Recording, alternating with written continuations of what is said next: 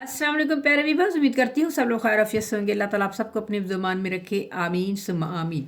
जी viewers, आज मैं आपके लिए लेकर आई हूँ सर्दियों की सौगात, बहुत ही स्पेशल और ख़ास रेसिपी।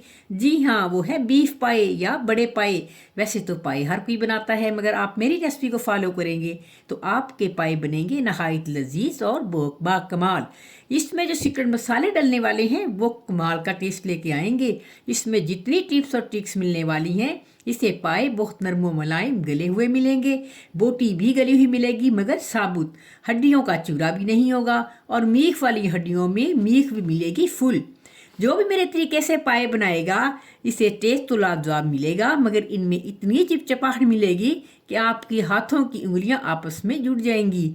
ये मेरी अम्मी जान की सीक्रेट रेसिपी है, इसे बनाकर आप बहुत लुत्फानंदोज होंगे। काइंडली चैनल को लाइक शेयर सब्सक्राइब करना मत भूलिएगा। चलते हैं अपनी रेसिपी। बिस्मिल्लाहिर्रहमानिर्रहीम। जी व्यूअर्स, मैं बड़े पाई लेके आई हूँ जो तकरीबन 3 अदद थे। इसका 3 किलो तकरीबन वज़न है। मैंने क्या किया, इसको अच्छे से पानी में डिप करके आधा कप सिरका डाल के इसको 15 मिनट भिगो के रख दिया। फिर मैंने उसी पानी में, यानी जिसमें डिप थे, उसको मैंने चूल्हे पे चढ़ा दिया। जब जोश आया, 5 मिनट जोश आया, तो फिर मैंने ये पाए अच्छे से उतार लिए, अच्छे से वॉश कर लिए। फिर ये आपके सामने हाजिर हैं साफ सुथरे पाए। अब चलते हैं अगले प्रोसेस की तरफ। बिस्मिल्लाहिर्रहमानिर्रहीम। सबसे पहले पतीली में हम डालेंगे ऑयल।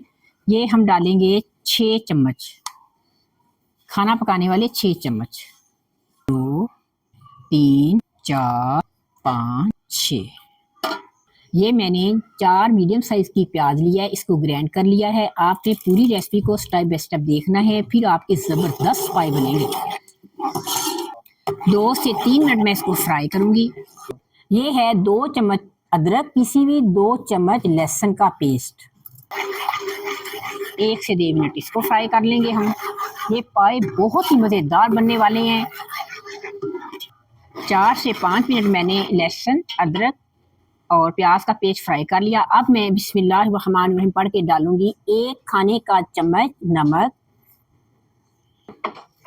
1 खाने का चम्मच पीसी हुई लाल मिर्च, 1 खाने का चम्मच पिसा हुआ धनिया और हाफ टी स्पून है हल्दी, 1 टीस्पून है पिसा हुआ गरम मसाला, 1 खाने का चम्मच है जीरा, 1 टीस्पून है सूखा धनिया साबुत और 1 टीस्पून है सौंफ, 1 खाने का चम्मच है काली मिर्च। ये हाफ अब डालूंगी, हाफ कब डालनी है आपको बता दूंगी। अब मैं इस सारे मसाले को अच्छी तरह 3 से 4 मिनट भून लूं। ये है साबुत लहसुन का एक फूल, जिसे मैंने अच्छे से वॉश कर लिया। 2 से 3 डंडी समेत हरी मिर्चें जाएंगी। बिस्मिल्लाहिर्रहमानिर्रहीम। ये हम जाएंगे इसमें पाए।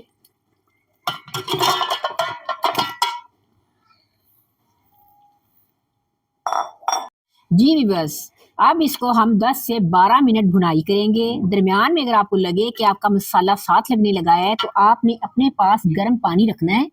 ये मेरे पास गर्म पानी है। गर्म पानी का हम आहिस्ता आहिस्ता छींटा लगाते जाएंगे। 10 से 12 मिनट पायों को अच्छे से फ्राई करना है। कुछ लोग पायों को पकाने के बाद फ्राई करते हैं, लेकिन मेरी अम्मी जान का ये कहना है कि पायों कच्चों को फ्राई करना चाहिए, उसका टेस्ट ज़्यादा ज़बरदस्त आता है। वो अच्छी तरह भुने जाते हैं और इसमें जो खास किस्म की स्मेल है वो भी नहीं आती। अब मैं 10 से 12 मिनट के बाद आपको मिलती हूँ इसको फ्राई करने के बाद। जी व्यूअर्स, अब ये वो मसाले हैं जो एग्जैक्ट पाए की रेसिपी में यूज़ होते हैं। जो हमारी कदीमी जो रेसिपी है ना, उस पे ये मसाले यूज़ होते हैं। उसके लिए मैंने क्या लिया, 3 किलो वेट के हिसाब से मैंने लिए। ये है 1 जायफल का टुकड़ा, पीस पूरा है जायफल का छोटा। ये मैं प्रॉपर मेजरमेंट बता रही हूँ, 3 किलो की।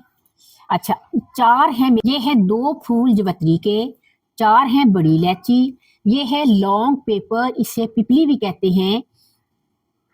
ये है लौंग पेपर, इसको पिपली भी कहते हैं। 3 पीस मैंने छोटे साइज के ये ले लिए। ये है सूंठ, जिसे अदरक, सूखी अदरक भी कहते हैं, ये छोटा सा पीस ले लिया। 4 हैं बादियान के फूल, 2 से 3 तेजपात, 3 से 4 छोटे टुकड़े दालचीनी के और 6 से 7 मैंने दही लिया, उसे अच्छे से फेंट के 4 डाल से दिया। 5 छोटी इलायची, اور 1 ٹی اسپون کے لگ بھگ ہے کالی ثابت مرچ۔ اب ان تمام مسالوں کو میں گرینڈ کروں گی۔ ہاف مسالہ میں پائی بھون رہی ہوں، اس میں شامل کروں گی۔ ہاف مسالہ کب استعمال کرنا ہے وہ بتاؤں گی آپ۔ اب میں اس کو دردرا سا گرینڈ کروں گی، بالکل سوف نہیں بنانا، اس سے ذائقہ نہیں آئے گا۔ پھر اس میں سے آدھا مسالہ میں پائے بھون رہی ہوں، اس میں شامل کر دوں گی۔ آدھا مسالہ کب استعمال کرنا ہے میں آپ کو پھر بتاؤں۔ یہ ہے سیکرٹ مسالہ جو میں نے تیار کر لیا ہے، ہاف اس میں ڈال دیا، ہاف بعد میں ڈالوں گی۔ اب اس میں اتنا پائے بھون چکے ہیں 10 سے 12 منٹ، یہ دیکھیں آپ، یہ آئل ہمارا الگ ہو چکا ہے۔ اس آئل کو پہلے میں نکال لوں گی، پھر میں اس میں پانی ڈالوں گی۔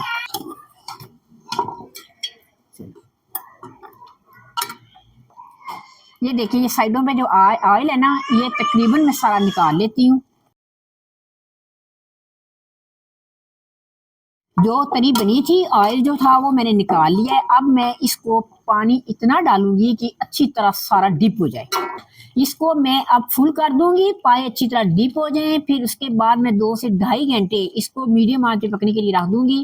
پھر آپ کو ملوں گی، اس کی کنڈیشن کیا ہے بتاؤں گی۔ گرم پانی ڈال رہی ہوں میں، آپ نے بھی گرم پانی کا ہی استعمال کرنا ہے۔ پھر آپ کے پائے بہت لذت والے مزیدار پکیں گے اور جلدی بھی بنیں گے ماشاءاللہ الحمدللہ۔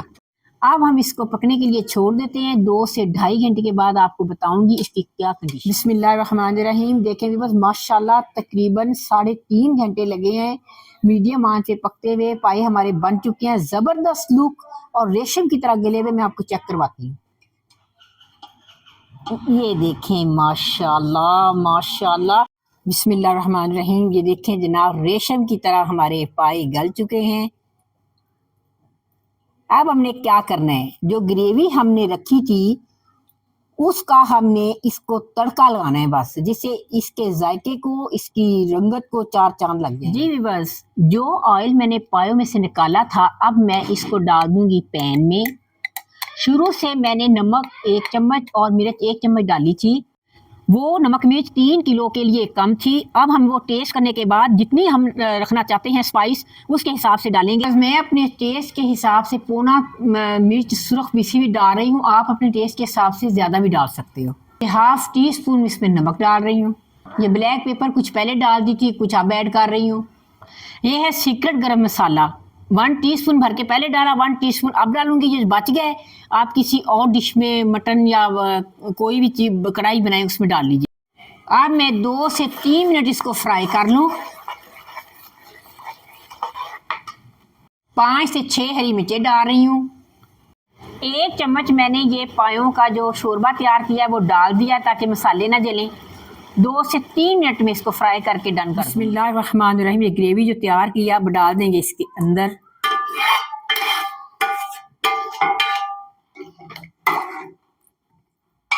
ماشاءاللہ سبحان اللہ، اتنا خوبصورت کلر۔ اب اس میں ڈال دیں گے تھوڑا سا دھنیا۔ 2 سے 3 منٹ ہم اس کو ڈھکن لگا دیں گے ہلکی آنچ میں، بس یہ تیار ہو گئے۔ پھر میں آپ کو سرو کر کے الحمدللہ ویورز، زبردست پائے ہمارے بن کے تیار ہو چکے ہیں۔ آپ نے یہ دیکھنا ہے 2 گھنٹے کے بعد وقفے سے چیک کرنا ہے کہ ایسا نہ ہو کہ بالکل ہی یہ بوٹیوں سے الگ ہو جائیں اور پائے زیادہ یہ نظر ہی نہیں آئے شکل بوٹیوں کی۔ آپ نے اس بات کا دھیان رکھنا ہے۔